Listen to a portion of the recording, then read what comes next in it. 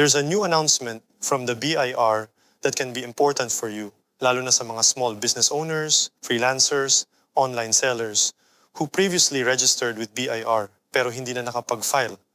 Ang tawag dito ay One-Time Tax Abatement Program for micro-taxpayers under Revenue Regulation 4-2026.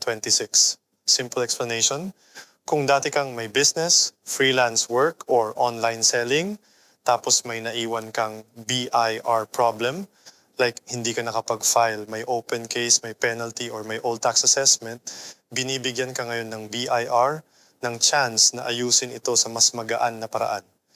Usually kasi, kapag registered ka sa BIR, required kang mag-file ng tax returns kahit wala kang kita or kahit tumigil ka na sa business.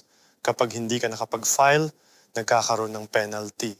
Over time, pwedeng lumaki ito, kaya maraming small taxpayers ang natatakot ng bumalik sa BIR.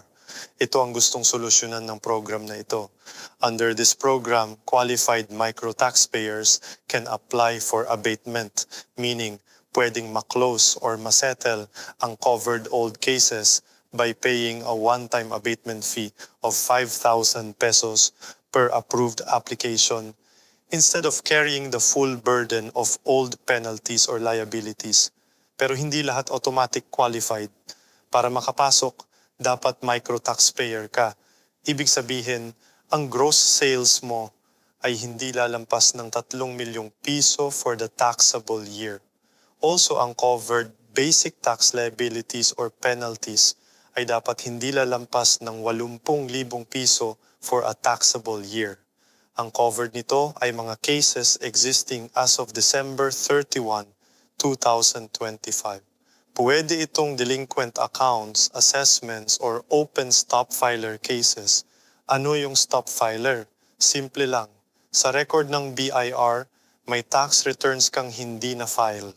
Kahit tumigil ka na sa business, kung hindi mo formally sinara ang BIR registration mo, active ka pa rin sa system.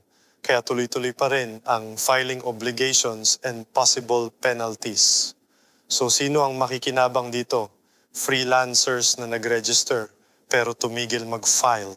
Online sellers na hindi na-update ang BIR record. Small businesses na nagsara pero hindi nag-close sa BIR. Sole proprietors na may old open cases or penalties. Ang gagawin mo is mag-apply sa RDO kung saan ka registered. Kapag approve and complied ka sa requirements, mag-i-issue ang BIR na